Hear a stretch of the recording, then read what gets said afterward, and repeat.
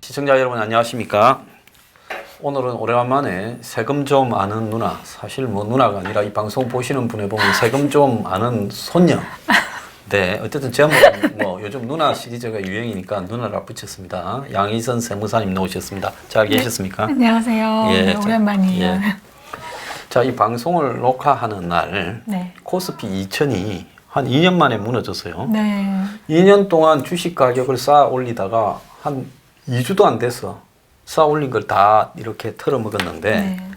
요즘 어떻습니까? 세금 상담을 주로 좀 하다 보면 자영업자나 중소기업 뭐 이런 분들 많이 만나시잖아요. 네, 맞아요. 그분들 요즘 이 경제적인 어떤 동향에 대해서 주로 어떻게 좀 말씀하십니까? 일단 확실히 예. 요새 조금 그 사장님들 앓는 소리를 좀 하시는 분들이 많아지셨어요. 옛날보다 더 많아졌습니까? 네, 조금 요새 좀 많아지셨고 특히 이제 주택 임대 사업자 하시는 분들이 공실이 많다. 요새 네, 말씀을 좀 많이 하시고 주택 임대 사업은 주로 오피스텔 같은 거 하시는 분들이 많으시죠. 그렇죠. 네. 예. 그래서 좀 공실이 많다. 근데 다 서울에서 하고 계시거든요. 예. 그래서 물론 잘 되는 데는 잘 되는데 또 공실이 또 그만큼 있어서 지금 경제가 조금 예측할 수가 없다고 해야 되기도 하고요. 뭐 제조업이라든지 이런 일반 중소기업 사장님들도 요새 경기가 너무 어렵다. 돈이 뭐 매출 채권이 회수가 좀 잘 안 된다. 그런 말씀들을 조금 요새 좀 자주 하시는 것 같아요. 네. 그래서 오늘 서울대학 교수님이 쓴 데 보니까 아침에 칼럼에 썼던데 기성정결이면 결이 이제 경제 위기가 터져가지고 IMF처럼 이렇게 되는데 한국 경제가 지금 전 단계에 들어갔다는 거예요. 네. 그래서 전쯤 되면 이제는 회복이 사실상 어렵고 이렇게 당할 일만 남았는데 참 이렇게 좀 정부가 빨리 대책 마련에 신경을 안 쓴다 그렇게 이야기를 하고 있습니다. 오늘도 보면 문재인 대통령이 세금 유용 다시 없애야 해가지고 네. 유치원을 이야기를 하고 하는데 네. 자, 이 지금 세금 관련해서 네. 요즘 우리나라의 세금이 유례 없이 많이 거친다. 네.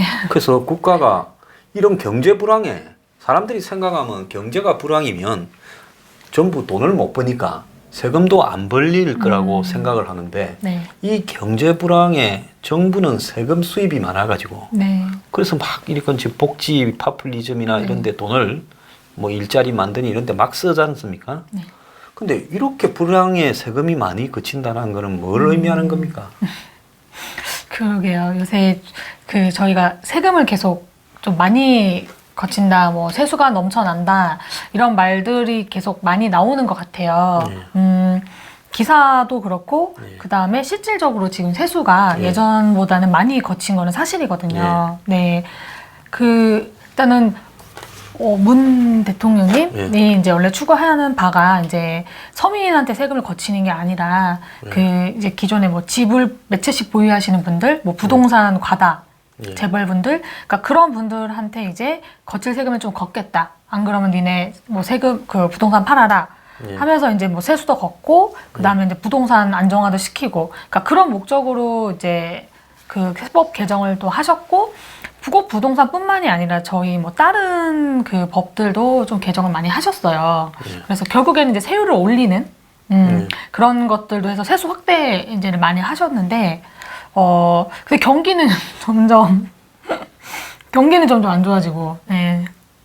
자, 정부가 지금 돈을 막 풀어가 써제끼는데 얼마 전에는 5만 9천 명을 채용을 더 하겠다. 네. 유류세 인하하겠다는데 9월 12일 한 달 전쯤에 넣은 기사를 보면 정부가 이렇게 돈을 막 써제끼는 구석에는 세수가 올해 7월까지 21조 5천억이 더 걸쳤다는 겁니다. 1년 전보다. 올 1월부터 7월까지 7개월 동안에 그 단계, 작년에 1월부터 7월까지 걷은 것보다 21조 5천억을 더 걷었다는 거예요.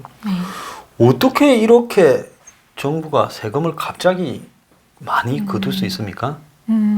박근혜 정부 때만 해도 세금 받아낼 때가 별로 없다고 네. 잘 기억을 해보세요.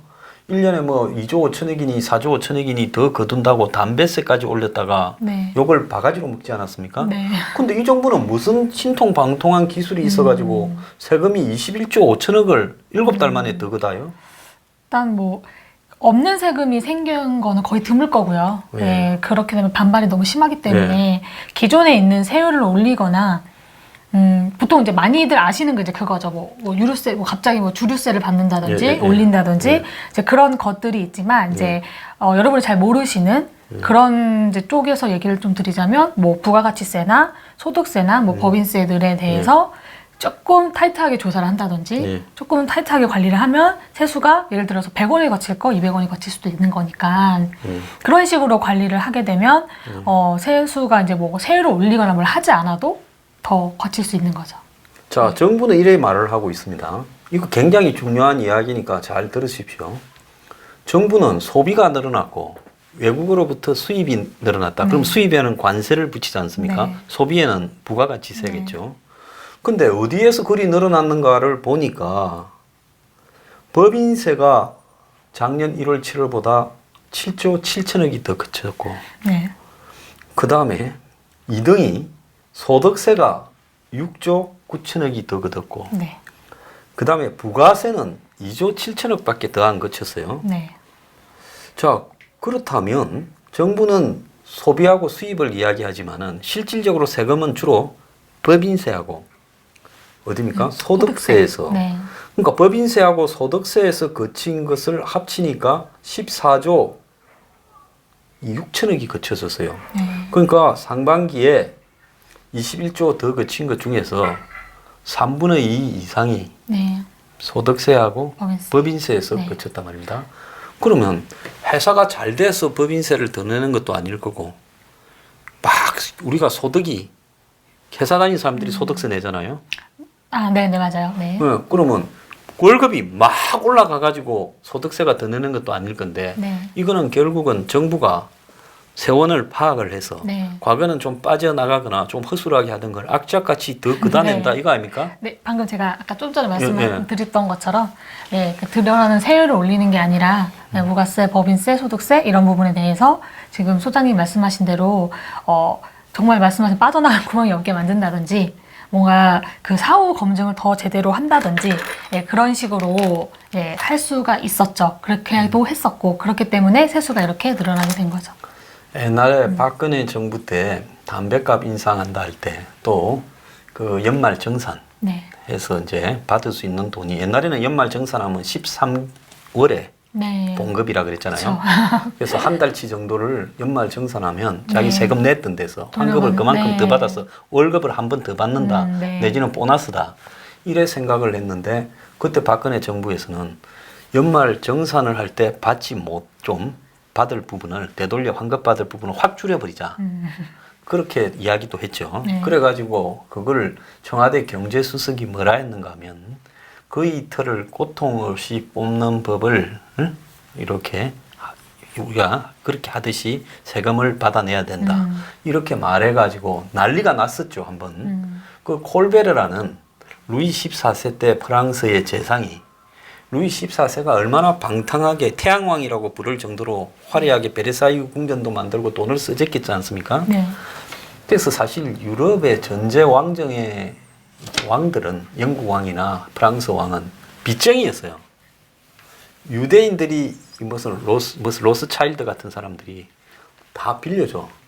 전쟁을 한다, 뭐 여자를 거느린다, 무슨 궁전을 만든다. 허건날 빚이야 왕은. 왕이 그래 빚쟁이였어요. 유럽에 빚이 없는 왕이 없어요. 그래가 전쟁해가 한번 이기면 네.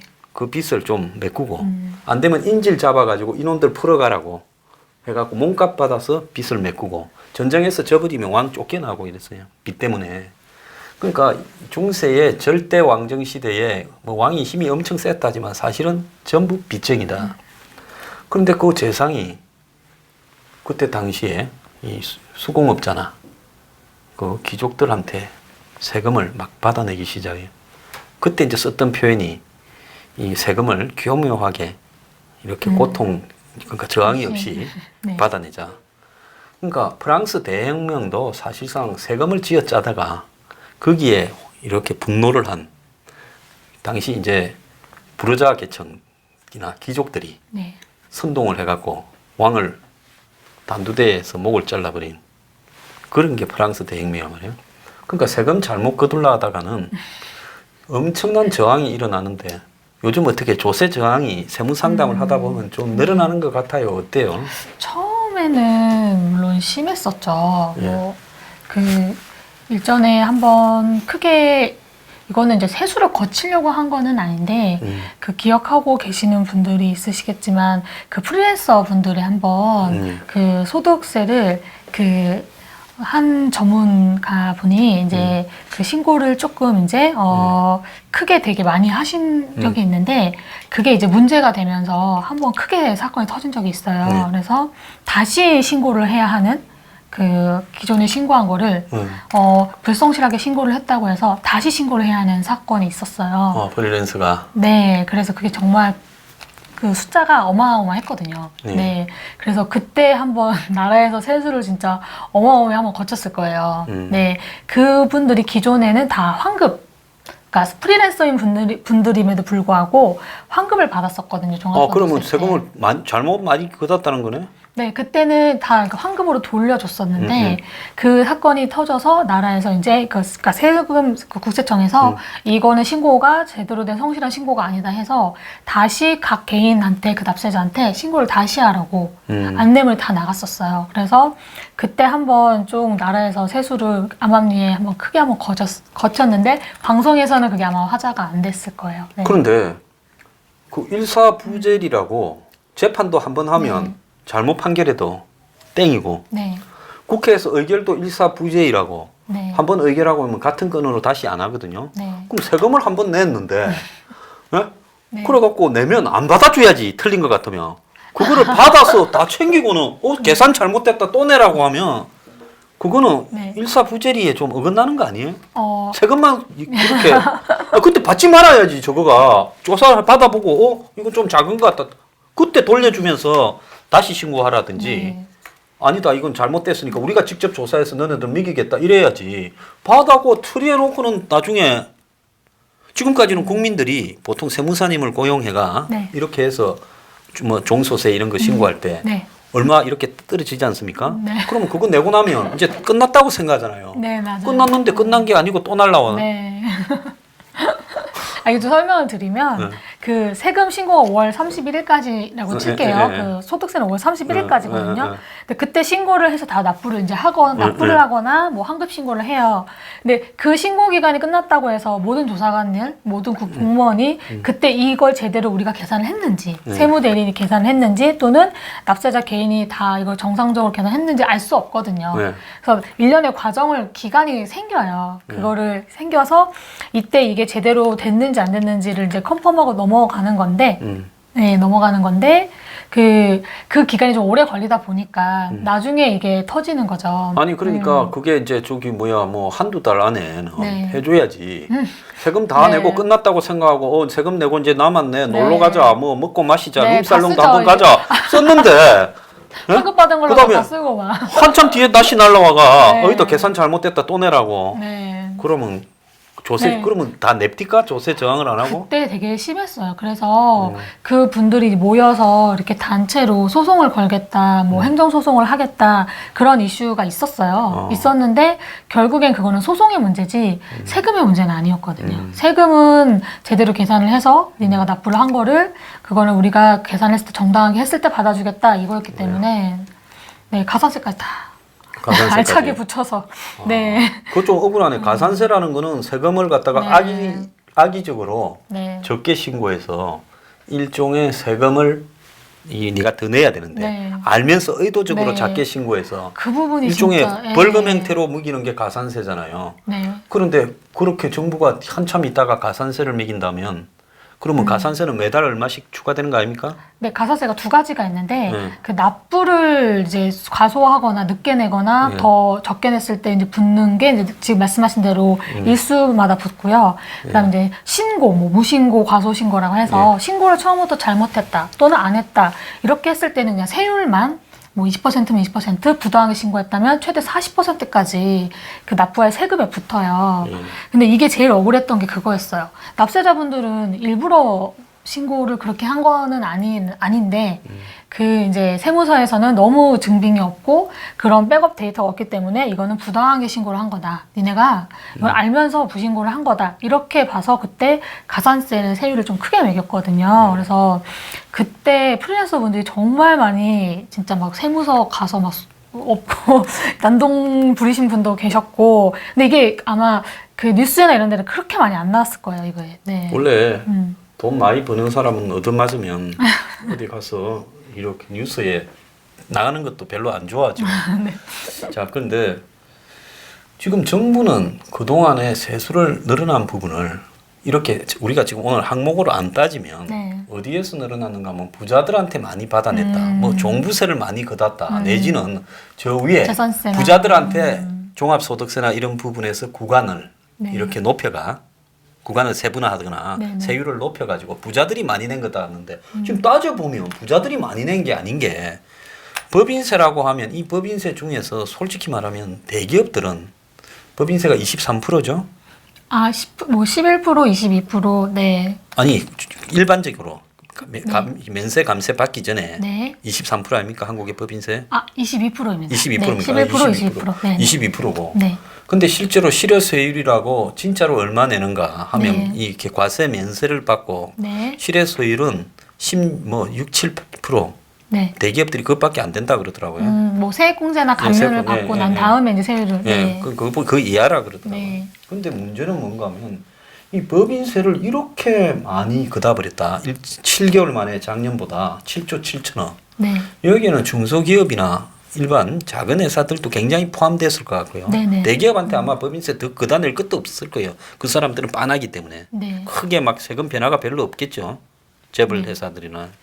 그다음에 소득세 같은 경우에도 소득세가 6조 9천억이 더 거쳤다면 7달 만에 소득세라는 게 세금 그거 뭡니까 월급 받는 사람이 소득세 아닙니까? 그쵸. 소득세나 그다음에 또 뭡니까 일반 다르게 소득 활동 있는 사람 네, 뭐 근로소득과 사업소득 같이 있거나. 예, 네. 그런 게죠.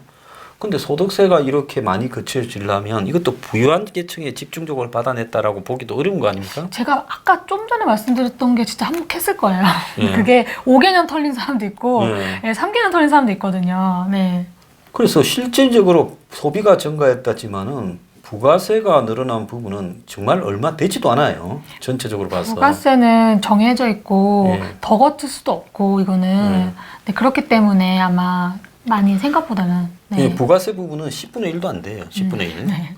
그러니까 세금을 받아내는 능력이 문재인 정부가 탁월해졌는데 왜 이전 정권은 세금을 못 받아내갖고 박근혜 정권은 담배값 올리다가 욕을 먹고 이렇게 했을까요? 지금 이 정권처럼 받아내면 이명박 정권이나 박근혜 정권은 왜 그걸 못했을까요? 이 정권이 갑자기 실력이 좋아진 거예요? 세무서에 막 이렇게 탐정들이 다 들어간 거예요. 무슨 뭐 세무 공무원들 역할이 능력이 갑자기 뛰어나진 거 냄새를 잘 맡는 거예요. 왜 그런 그럴까요? 거는 아닐 것 같고요. 아니 그냥 일상 경험으로 봤을 네, 때 네. 그러니까 우리가 이거 뭐 저도 아무도 모르죠. 제 의견을 그냥 얘기를 예, 예. 한다면 글쎄요 그렇게까지는 않을 것 같고요. 근데 나날이 저희 이제 국세청 쪽도 그렇고 세금 시스템이 발전을 하고 있어요. 그래서 좀 더 예전에는 뭐 신고서 한 번 넣으면 지금 말씀하신 대로 한참 뒤에 뭐가 잘못됐다 그렇게 연락이 왔었는데 요새 같은 경우에는 뭐 부가세 신고나 이런 법인세 신고가 조금 뭔가 잘못되거나 하면은 한 달, 두 달 이 안에 연락이 와요. 뭐 이런 거 신고 안 들어갔다, 뭐 했다. 이거 좀 뭐 예를 들면 부가세 신고도 제가 얼마 전에 폐업하신 이제 사업자 부가세 신고를 했는데 10일, 15일, 15일도 안 돼서 뭔가 뭐 재화가 남아 있어서 뭐 추가로 내야 될 것 같다라고 하면서 바로 연락이 왔어요. 고정자산 구입한 이력이 있다. 확인해보고 다시 수정 신고해라. 그래서 요새는 그게 되게 빨라졌어요. 그래서 그만큼 장점은 가산세가 좀 줄어들었다는 거죠. 공무원이 먼저 좀 말을 해줘서. 그거 말 안 하고 그냥 저희가 몰랐다가 나중에 1년 뒤에 터지거나 2년 뒤에 터지면 감면이 되지 않고 가서 다 내야 되거든요, 그게. 그래서 그런 거를 빨리 알려주는 거 입장에선 좋은데, 그 예전에도 분명히 거둘 수 있었겠죠? 아무래도 뭐 대통령 분들이나. 근데 이거를 추진하시는 게 사실 참 어려운 거잖아요. 생각을 많이 해야 되잖아요. 그 파급 효과가 여러 가지가 있잖아요. 파급 효과가. 지금처럼 이렇게 했더니 이제 파급 효과가 이런 반발과 네, 또 다른 이제 문제점과 이런 게 생겼기 때문에 그 누구도 이게 좀 쉽게 바로 세수를 올리거나 하지 못하셨던 것 같은데 이번 정권은 좀 그거를 더 밀어붙이신 것 같아요. 그러니까 막 그 이틀을 조심스럽게 네. 고통을 안 느끼게 뽑는 게 아니라 막 살아있는 그 이틀을 막 생닭을 틀을 뽑아갖고 네. 막 이렇게 안 하면 연말까지 보니까 한 이 비율이라면 연말까지 38조를 작년보다 더 거둘 것 같아요. 비율로 보면요. 네. 그러면 박근혜 전 대통령은 담배값 그거 해봤자 3조 8천억 정도밖에 안 될 건데 올려봤자 아니 그거 10배를 현 정권은 앉아서 받아내는데 어떻게 그때 뭐라고 했어요? 돈을 더 거둘 데가 없다 그래서 참 자료 찾아보십시오. 2015년 14년의 자료를 찾아보면 더 이상 세수가 거둘 데가 별로 없어가 이제는 담배값에 손대거나 공무원의 연말 정산에 손을 댄다. 그래가지고 공무원만 유리 지갑이냐 하고 난리가 나가지고 20대, 30대, 40대들이 정권에 등을 돌리는 계기를 마련했어요. 그렇게 그때는 더 짜낼 데가 없다 했는데 이 정권은 등장하자마자 그냥 짜낼 데가 없기는 막 골고루 확 그냥 고름 짜듯이 한 방울도 더 안 놓듯이 다 짜버리잖아요. 그러니까 나름 계획은 있었어요. 이 정권도 이렇게 한 다음에 밀었던 슬로건이 뭐였어요? 청년 고용 지원과 어떤 세금 그런 걷다가. 그쵸 세금 걷고 나서 이런 지원금을 확대하는 걸로 뭐 기업이라든지 어떤 부분에 대해서 그래서 사실 정부 지원금 같은 것도 많이 생겼고요. 그다음 실질적으로 뭐 그 공단 쪽, 그러니까 고용 쪽, 근로자 쪽에서 청년에 대해서 고용을 지원해 준다든지 뭐 일자리 안정자금이라 그래서 근로자하고 사업주한테, 그러니까 저희 말하는 자영업자, 사업주들한테 지원을 많이 해준다든지 그런 게 생겼어요. 그래서 그 지금 현 정권의 어떤 계획은 세수를 많이 거치고 지원을 많이 함으로써 이 부의 이전이 되는 거를 원래는 계획을 했었을 거라고 저는 생각을 해요. 네. 그러면 네. 세금을 짜가지고 고용도 창출하고 그 다음에 이전 소득도 주자 네. 이렇게 이제 생각을 하는 것 같은데 자 그러면 작년보다도 한 연말까지는 한 38조쯤 더 그치는데 지금 주류세까지 또 만지고 있다는 거예요. 그건 그 저는 소주값도 올린다는 거 저도 아닙니까 지금? 안타까워했던. 예? 그래갖고는 심지어 지금 문재인 케어 한다고 네. 의료보험의 보장률을 70% 이상으로 올린다 이래가지고 그거 뭐라고 합니까? 그걸 하려니까 적자 안 난다. 걱정 없다고 큰 소리 쳐갖고 문재인 네. 케어 박수 받아놓고 이제사 국민연금공단부터 정권이 뭐라고 하는가 하면 주류세에다가 왜 술을 먹으면 건강이 나빠지니까 박근혜가 담배 때문에 건강이 나빠지니까 무슨 담배세 올려서 국민 건강을 정진하다. 다 뻥이라고 생각했죠. 지금 담배값 올리기 전하고 지금하고 건강이 더 좋아졌느냐 나빠졌느냐 하면 스트레스 받아서 건강이 더 안 좋아졌지. 담배값 올렸다고 건강 좋아지겠어요? 살 사람은 다 사더라고요. 주류세 올렸다고 건강이 좋아지겠습니까? 술 덜 먹고? 그러지 않을 거죠. 소주 좀 드시죠? 못 드시나? 네, 좋아합니다. 네. 그럼 소주는 얼마까지를 주고 이렇게 사 먹을 수 있어요? 글쎄요. 지금 얼마입니까? 술집에 가면? 술집에 가면은요, 저희 동네에는 5,000원 소주가. 네, 한 병에. 얼마 전에 조금 올랐다만 1,000원 더 올렸다고 한때는 4,000원 정도 안 네, 했습니까? 그랬는데 5,000원. 5,000원이고 뭐 청담동도 있잖아요. 네. 거기는 그냥 시키지 말라는 것처럼 한 6,000원, 7,000원 이렇게 팔더라고요. 소주. 아, 소주를 7,000원. 한 병에. 네, 먹지 말라는 것처럼. 네. 옛날에 뭐 술 기본이 1인 1병 뭐 이러지 않습니까? 그러면 이제 한 4명 가면 소주값만 청담동 가면 네. 한 3만 원 근데 나겠네. 요새 청담동이라고 그런 게 아니라 그냥 일반 어디를 가도 서울에 기본적으로 소주는 4,000원은 요새는 조금 네 5,000원? 없죠. 네 5,000원 하는 것 같아요. 그러다 보니 이게 밖에서 소주를 먹는 거랑 맥주값이 똑같은 데도 있고요. 네. 병맥주 값이랑 소주 값이 똑같은 데도 있고 오히려 편의점이 네. 더 싸잖아요. 어차피 네. 어떻게 보면 마트나. 네. 그래서 그 편의점하고 마트를 이용하는 경우가 네 있죠. 그 술은 뜯으면서 여러 명이서 술집에서 먹어야지. 술 갖다 마트 사갖고 혼자서 술 먹기 시작하면 담배는 혼자서 피도 돼요. 네. 어? 근데 술은 혼자서 먹기 시작하면 그때는 네. 이제 문제가 좀 심각한 단계에 갔다고 봐야 되는데 네, 자중해야죠. 네. 혼술하면 자 그래서 술도 올리겠다. 그래서 제가 좀 뻔뻔하다 이래 봅니다. 제 생각에는 그 작년보다 연말까지 한 38조를 더 받아내는 사람들이 그거 이제 술에도 받자. 네. 그러면 이 술을 먹는 사람은 어떤 사람 부자들이 소주 먹겠습니까? 가난한 사람이 소주 먹겠습니까? 맞아. 그때도 그 얘기했지만 그렇죠. 담배도 그러잖아요. 이번에 보면 이제 유류세 이야기를 좀 안 할 수가 없는데 네. 지난주입니까? 경제 대책이라고 발표하면서 유류세 15% 인하. 그래서 휘발유 한 150원 리터당 차 몰고 다니시잖아요. 네. 네. 근데 유류세를 부자 감세라고 하는 사람이 많아요. 네, 네. 그러니까 저처럼 이제 BMW 몰고 다니는 사람 네, 네. 모르는 게 아니라 누가 또 제가 BMW 하니까 진지하신 분이 황 소장이 BMW 타고 다니나 예? 이렇게 해서 나는 전 자전거도 사실 못 타서 세발 자전거 타고 다니고 그 다음에 메트로 지하철 네. 그 다음에 W 워킹 그렇게 다니죠. 네. BMW가 이제 이 자전거 못 타는 사람한테는 버스 또 편이죠. 그런데 이런 사람은 기름값 내라도 효과가 전혀 없잖아요. 네. 그러니까 대다수의 서민들은 유류값 인하의 대책에서 예외고 차를 뭐 큰 배기량을 가진 차 이런 차를 몰고 하루 종일 그냥 가까운 데 가도 차 몰고 가고 이런 사람들이 효과를 보는 거 아닙니까? 그러면 유류세 인하는 부자일수록 혜택을 많이 받는 부자 감세잖아요. 네, 뭐 100%는 아니겠지만 사실 지금 소장님 말씀하신 것처럼 그 일반 지금 뭐 서울 것만 하더라도 그 지하철 대중교통 버스 이용하시는 분들이 많잖아요. 네. 그리고 차는 또 갖고 나가면은 또 막히니까 일부러 뭐 안 갖고 다니시는 분들도 계시고 그렇기도 하고 그 다음에 인하라는 표현을 지금 기사에서도 막 쓰고 그랬는데 사실 그게 또 쭉이 아니잖아요.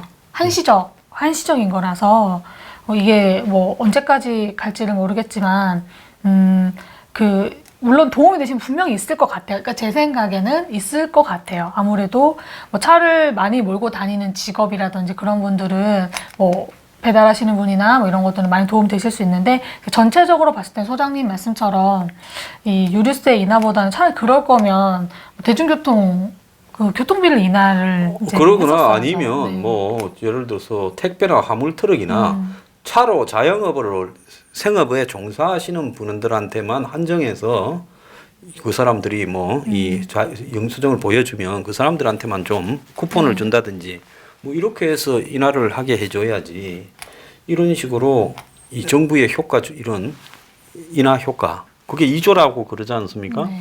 그 2조를 그냥 하늘에다 내버리는 거죠. 뭐 7개월 만에 21조를 더 거두는 실력을 가진 사람들이니까 2조쯤은 돈도 아니다 싶은지 모르겠는데 그 참 이해가 가지 않습니다.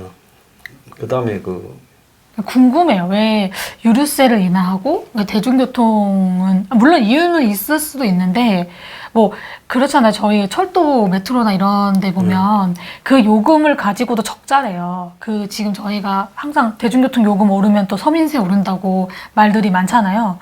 근데 그 정작 그 철도공사나 이런 데는 적자라고 하더라고요. 그러면 결국에는 그 적자는 나라에서 메꿔줘야 되는 게 맞다고 저는 생각을 하거든요. 그러면 지금 세수 거친 거를 뭐 그쪽으로 보전을 하고 대중교통비는 좀 더 내린다는 유류세 인하할 거면 차라리 그런 게 더 나을 수도 있다고 생각이 들어요. 그 말씀 나왔으니까 정부가 요즘 유치원 두들겨 잡지 않습니까?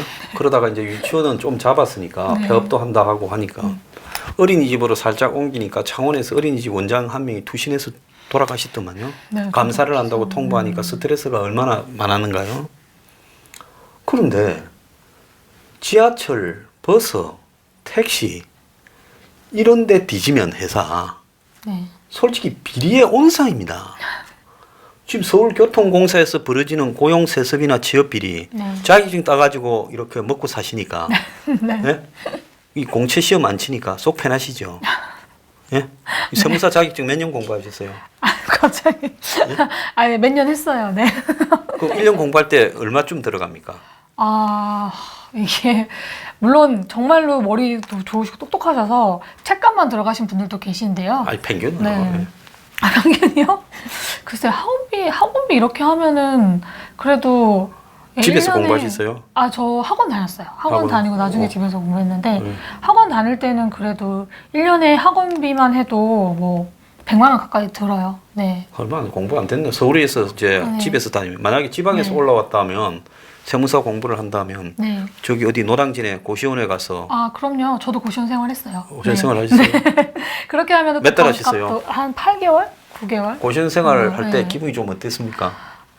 이 방송이... 노량진에 있었어요? 아니요, 저는 종각 인사동에 있었어요. 아 거기 또 학원이 많지. 거기가 이제 회계사, 세무사 네, 학원이 그런 학원은 그때 거의 있어서 많더라고요. 네, 아주 방금 방송용 아닐 뻔해서 되게 어떠냐고 여쭤봤을 때 정말 힘들었거든요. 네, 안 봐도 힘들었죠. 네. 잘 알아서 그렇게 묻는 겁니다. 네, 움직일 수가 없잖아요, 몸을. 거의. 네. 근데 그렇게 하니까 열심히 했던 것 같기도 하고 네. 그래도 뭐. 네. 그런데 그렇게 하는데 네. 누가 세무사 시험을 어떤 사람은 그냥 예를 들어서 세무사 시험을 크게 준다, 안 치고 뭐, 네. 뒤로 해서 된다면 그 분노는 어떻겠습니까? 거의 칼부림 날 것 같은데요. 칼분이 날 것 같지요. 네, 네. 평생 직장이니까 저희는. 네. 그좀 네. 마찬가지로 지하철 그 서울교통공사죠. 요즘에 메트로하고 서울도시철도공사하고 합쳐가지고 서울교통공사라고 적자가 심하니까 두 회. 1호, 4호, 그다음에 4호부터 뭐 9호까지, 뭐 10호인가 네. 뭐 이렇게 따로 있었는데 이걸 두 개 합쳐가지고 네. 한 개로 만드는 게 도시교통공사예요. 네. 근데 여기에서 지금 저런 식으로 비정규직을 정규직으로 하면서 친인척만 해도 10%가 넘는데 네. 사실은 친인척보다 백으로 들어간 사람이 더 많죠. 낙하산이나. 예, 저기 계약직으로. 네. 계약직으로 들어갔다가 그다음에 정규직. 그건 지금 잡히지도 않고 있어요. 저렇게 많이 시키니까 이 지하철이 평균 정규직이 연봉이 7,500만 원쯤 된다 하지 않습니까? 그러면 정규직 한 명이 될 때마다 7,500만 원이 추가되는 거예요. 그 지하철에 스크린도어에 130만 원 받던 밥 먹을 시간도 없어서 2명 나가야 되는데 한 명은 노조가 부른 바람에 노조 집회에 혼자 나갔다가 19살짜리가 죽었어요. 김군이. 구의역에. 근데 그걸 핑계로 대가지고 전부 정규직 하자고 해가지고 다 이렇게 해먹는데 그럼 이것도 감사 나가서 만약에 얼마나 돈을 방만하게 써서 1년에 저 아마 적자가 몇 천억씩 날 거라고 봅니다. 제가 볼 때 한 7, 8천억 이상 날 거예요, 적자가. 많이 날 것 같아요. 네. 버스 회사는 또 어떻습니까? 버스 회사는 어떻게 운영하시는지 아십니까? 아니, 세무 상담 자세히는 해준 적 없어요? 버스 회사는 한 적은 없어요. 자, 버스 회사 분들 우리 저기 양희선 네. 세무사님께 세무 상담 좀 하러 가세요. 버스는 저거요. 서울 경기 다 공영제입니다. 네. 네. 공영제라는 거는 뭐가 다른가? 지금 유치원을 공영제로 하잖아요. 자, 이제 이거 국영하고 이제 이 공영하고의 차이는 주인은 민간인인데 사실상으로 돈은 전부 정부에서 주고 있어요. 버스도. 그래서 버스 회사는 손님이 많이 타거나 작게 타거나 관계 없어요. 저것들 비용은 다 받아가고 손님이 적으면 정부가 더 보태주는 거예요. 버스가. 지금 버스가 전부 그렇게 운영되고 있어요. 이제 그러니까 택시도 우리도 그래주라. 고 이제 이야기를 하고 있어요. 그래서 한마디로 정부가 만약에 버스 회사를 뒤져서 버스 회사가 진짜로 돈을 제대로 쓰느냐, 그 돈을 빼돌리고 막 이래저래 말도 못합니다. 제가 이 말씀하니까 그 요양병원 또 양해를 좀 구해야 되겠는데요.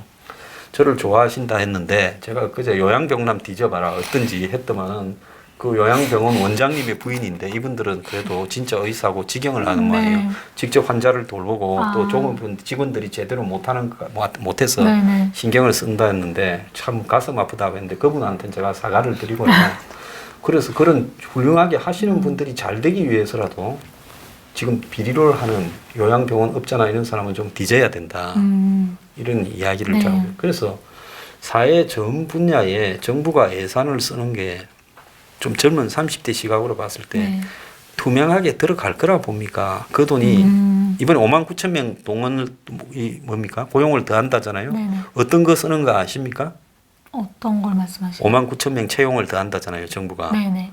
단기 고용으로. 네. 그 단기 고용 5만 9천 명의 내용이 어떤 건지 아시냐고. 어떤 거예요?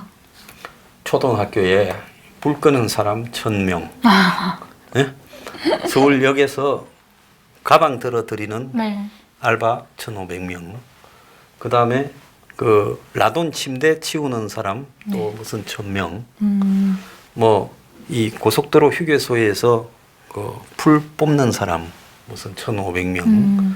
그 다음에 전셋집 알아주는 사람 몇백 명.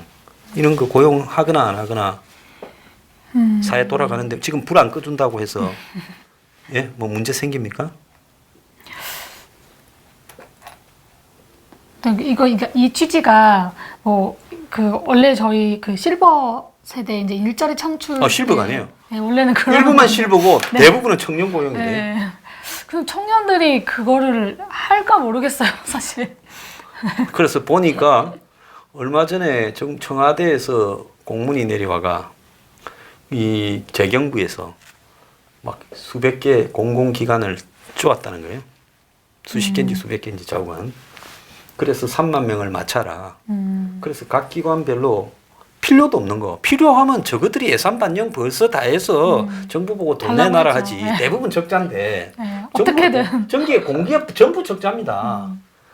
그럼 어떻게든 달라 했을 건데 그게 아니라 일자리를 만들어내라고 돈 줄 거니까 계획을 세워가. 그래갖고 공기업들이 모아낸 게 3만 개라는 거예요. 거기에다 좀 더 이제 2만 9천 명은 뭐 풀법으로 다니는 공공근로나 이런 걸로 해서 섞어가지고 5만 9천 개라 했는데 아무리 취직 못하는 청춘이라 해도 150만 원 안팎 받으면서 한 두세 달짜리 풀법으로 다니고 짐 들어주고 전셋집 알아주러 오는 게 이게 고용에 뭔 관계가 있다 보십니까? 제 생각은 안 합니다. 안 하겠죠. 청년들이 저희도 지금 추가로 해야 돼서 세무사무실 직원도 지금 뽑는데 콧대들이 너무 높거든요. 세무사무실에 세무사도 네. 아닌 네, 직원. 네, 그래서 콧대들이 많이 높아요. 요새 청년들이. 그래서 최저임금 가지고는 어림도 없고요. 요새. 네, 본인들이 하는 업무가 어떤 거고, 뭐, 연차, 휴가는 어떻게 내고, 이런 것까지 다 따지고, 내가 무슨 일을 하는지도 다 따지기 때문에, 최저시급으로 풀 뽑는다고 하면 안 할 거예요, 아마. 참. 그러니까 7개월 만에 21조를 귀신 같은 솜씨로 털어내는 사람들이 고해를 짜서 21조를 더 거두는 사람들이 그 돈을 이런 일자리 5만 9천 개를 만들어서 몇 달, 두세 달, 그것도 연말 지나면 내년 예산에는 또 어떻게 될지 몰라요. 모르죠. 네. 올해 예산에 그거 하고 유류세 인하하는 대로 이런 식으로 세금 짜내가지고 쓰는 거는 옳다고 보십니까? 어떻게 보세요?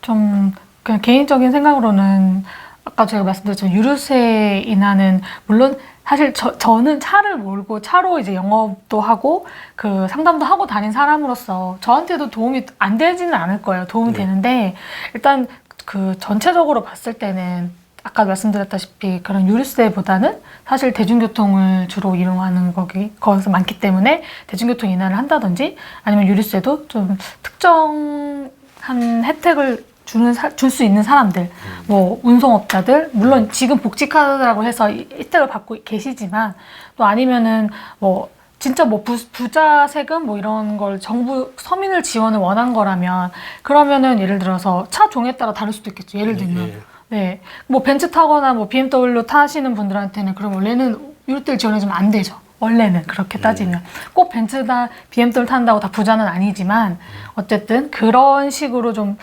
나눠서 생각을 했었어야 되지 않나. 네. 자, 그런데 요즘 그 자영업자들 가게 식당 하시는 분들은 좀 한번 상담을 해보셨어요? 네, 요새 많이 하고 네, 실제로 많이 또 저희 식당하고 체인점도 있고 네, 많이들 세무 관리 받고 계시죠. 근데 네. 그분들이 매출이 지금 급감을 하고 있다. 심지어 지금 오늘 네. 아침에 한 그 며칠 어젠가 그 사설에 칼럼에 보니까 종로 2가 네. 그 젊음의 거리 있잖아요. 네. 종로 2가부터 상가 사이에 있는 네. 거기서 가게 하는 분들 그 한때 한국의 최고의 상권이었고 그 다음에 가로수길 신사동 가로수길, 네. 또 압구정동 첨당동 네. 이쪽에도 지금 1층에 빈 가게들이 절비하다는 거예요. 1층에. 그리고 어떤 데는 건물 한 층이 다 비어 있는 건물도 있다는 거예요. 그래서 주인이 어떤 사람은 월세를 이 반토막을 낸 사람도 있다는 거예요. 안 그러면 안 들어오니까. 아까 공실이 많다고 예, 하셨어요. 그거는 뭔가 하면 그만큼 지금 이 그런 가게들이 장사가 안 돼가 네. 임대료를 못 버텨서 다 폐업을 한다는 거예요. 네. 그 어떻게 그 식당 같은 거 자영업자분들 상담해 보면 네. 좀 어때요? 물론 다 그러신 거는 아닌데요. 그래도 예전보다는 조금 이제 매출이 많이 줄었다고 힘들어하시는 사장님들이 는 건 사실이에요. 네, 예. 아까 저도 초반에 제가 좀 많이 요새 경기 안 좋다고 하시는 분들이 많다고 네. 말씀드렸잖아요. 그래서 특히 이제 그게 사실 제일 먼저 타격이 오는 게 사실 음식점 사장님들이라고 생각을 해요. 예. 소비기도 하고 외식이 줄어드는 거잖아요. 예. 어떻게 보면 정말로 그냥 우리가 보통 나 요새 뭐 좀 돈 좀 절약해야겠어, 뭐 좀 해야겠어라고 생각하는 게 바로 이제 와닿을 수 있는 게 뭐 외식 줄이는 거, 그쵸? 뭐 그다음에 뭐 좀 술 줄이는 거, 약속 줄이는 거 이런 거기 때문에 사장님들도 뭐 잘 되는 데들은 잘 된다고 하지만 그 중에서도 매출이 좀 줄거나 아니시면 실제적으로 폐업을 하신 분도 계셨고요. 네, 장사가 좀 안 되셔서 많이 계속 매출이 줄어들어가지고, 네, 그쪽 예를 들면 아파트 그 상가에 이제 있는 그런 뭐 치킨집, 뭐 음식점 이런 곳들 있잖아요. 그러면 그 아파트 단지는 거의 뭐 손님이잖아요. 그래서 보통은 그런 데들은 좀 안정적으로 이제 운영을 하시기는 하는데 경기가 안 좋아지니까 정말 뭐 외식이 줄나든지 그렇게 되면 그래도 매출에 타격을 좀 받으시더라고요. 네. 그 치킨 파시는 분은 하루에 치킨을 한 40마리는 팔아야 그래도 자기 임금을 갖고 간다. 더 팔아야 돼요. 요새 임대료가 임대료가 비싼 데들은 더 팔아야 되고요. 또 인건비도 나가잖아요. 그럼 2만 원이라 네. 보면 하루에 40마리 팔면 80만 원. 네. 한 달이면 연중 월 안 쉬고 일을 해도 2,400만 원인데 네. 그러면 이 원가 그러니까 닭 한 마리에 들어가는 비용이 얼추 8, 9천 원까지 가버리더라고요. 네, 조금 그러니까 많이 올랐어요. 프랜차이즈에서 닭을 주고 닭만 주는 게 아니라 닭을 무슨 뭐 양념부터 뭐 심지어 무까지도 다 하는데 다 사야 그런 게 돼요. 한 8천 원까지 올라간다고 네. 뭐 그러더라고요. 그리고 거기에 임대료 올리고 뭐 기름값부터 뭐 쭉 하면 네. 세금하고 하면 결국은 닭을 하루에 40마리 팔아야 월 한 2, 300이 자기 임금 가져가 간다. 그러니까요. 그렇게 힘들게 일하시고 월 2, 300이 적은 돈은 아닌데 네. 그렇게 힘들게 일하시고 월 2, 300에 떨어지신다는 게 되게 어떻게 보면 힘든 상황인 거예요. 그러니까 그 이게 오토바이로 배달하는 친구가 220만 원, 230만 원 맞아요. 받아가고 네. 닭 하루 종일 튀기는 사람이 종업원이 250만 원을 받아가는데 네, 그 사장님도 일을 그래요. 전부 다 네. 어떨 때는 바쁘면 자기가 들고 뛰고 또 바쁘면 자기가 튀기고 포장하고 뭐 다 하면서 부부간에 온통 일을 하는데 부부간에 합쳐서 가져가는 돈이 250도 안 되는 닭집 사장이 굉장히 많다는 거야. 네. 그러니까 그분들도 부가세 내야 되지 않습니까? 네, 내야죠. 근데 이게 부가세가 네. 이 자영업을 하는 분들한테는 네. 받을 때는 판만큼이다 내 수입 같지만은 부가세라는 게 내가 이렇게 2,500만 원 팔았다면 한 달에 250만 원이 그냥 나가버리는 거 아닙니까? 네. 부가세 데미지가 크죠 그 사람들은. 그래서 저는 항상 진짜 사장님들하고 음식 사장님들하고 계약을 할 때 상담 드릴 때 말씀 드리는 게 꼭 부가세 빼놓으셔라. 안 그러시면 진짜 나중에 부가세 6개월에 한 번씩 신고하실 때 6달치를 모아갖고 감당이 안 되겠네. 네, 감당이 안 되세요. 그래서 그 통장을 따로 만드시거나 아니면 좀 부담스럽다, 뭐 한 달에 10%도 부담스럽다 하시면 매입이라는 게 또 공제받는 부분이 있으니까 그러면은 5% 이상, 뭐 6%, 7%라도 좀 이렇게 해놓으셔라 라고 말씀을 드려요. 안 그러시면 나중에 한꺼번에 6개월치 내시려고 하시면 아, 진짜, 네. 좋으신 사장님도 갑자기 예민해지세요. 한 달에 제가 볼 때 하루에 100만 원씩 팔면요. 한 달에 2,500이에요. 휴일. 그걸 안 쉴 수는 없는 거고. 네. 2,500이야. 그러면 250이 부가세인데 일단 겉으로 공제. 그럼 6개월이면 1,500만 원이에요. 그럼 6개월마다 1,500만 원씩은 내려 그러면 그 답이 안 나오는 거지. 그렇죠. 뭐 매입이 있다고 하더라도. 매입이 있다고 하더라도 네. 그럼 매입이 있다 해서 2천만 원이라도 1,000만 원이라도 네, 1,000만 원, 답이 네. 안 나오죠. 그러니까 우리가 닭집 주인을 예를 들어 봤을 때도 이게 하루에 닭을 100만 원씩 팔려면 50마리 팔아야 되지 않습니까? 닭을 50마리 파는 거예요. 그게 낮에는 안 하고 뭐 아침부터 닭 시켜 먹습니까? 점심부터 먹습니까? 일요일이나 그렇고 보통 저녁 때. 저녁에만 하는데 저녁에 닭 50마리 팔려면 그분은 닭 50마리 파는데 엄청 바쁘지 않겠습니까? 아, 그렇겠죠. 네. 예. 미리 또 준비하셔야 되고. 미리 준비하니까 예. 하루 종일 일해서 저녁에 죽을 하고 해야 닭 50마리인데 50마리 팔아봤자 그러니까 우리가 계산이 딱 떨어지지 않습니까? 한 달에 2,500 부가세 내고 그다음에 닭 프랜차이즈에 주고 그다음에 월세 내고 그다음에 데리고 있는 종업원 네. 이렇게 주고 인건비 하면 내고. 그러면 남는 게 거의 없다는 거예요. 참 갑자기 내가 이 닭 장사가 됐네요. 제가 왜 이야기를 하는가 하면 제 집이 신도림 근처인데 그 근처에 반경 2km에 닭집이 몇백 개가 있다고. 한국에서 제일 많이 있는 동네가 그 신도림 근처에 닭집이 무슨 뭐 500개인가 몇 개인가 있대요. 아, 그래요? 그렇게 많이 있었어요? 그래서 내가 저 닭집이 다 어떻게 먹고 살까 그런 생각이 들었었습니다. 참 치킨집 하시는 분들은 참 고생 그런 분들은 한번 상담해 보신 적 있어요? 실제로 저희 치킨 있죠. 네. 그걸 상담해 보니까 좀 어떻던가요? 근데 또 잘 되시는 분들은 또 잘 되셔서 치킨 잘 되면 하루에 몇 마리쯤 팔면 잘 됩니까? 마리는 제가 모르겠고요. 아니 매출이 매출은 상당하시던데요. 그게 이제 그 매출 하루에 매출이 지금 아까 말씀하신 것처럼 뭐 네. 뭐라 그랬죠? 아까 50만 닭이 제일 비싸봤자 2만 원 아닙니까? 그쵸. 뭐 22만 원 뭐 하고 그래도 한 하루에 뭐 500? 500 이상 뭐 이렇게 파시는 분들도 계시고. 그분은 닭 재벌이네. 네.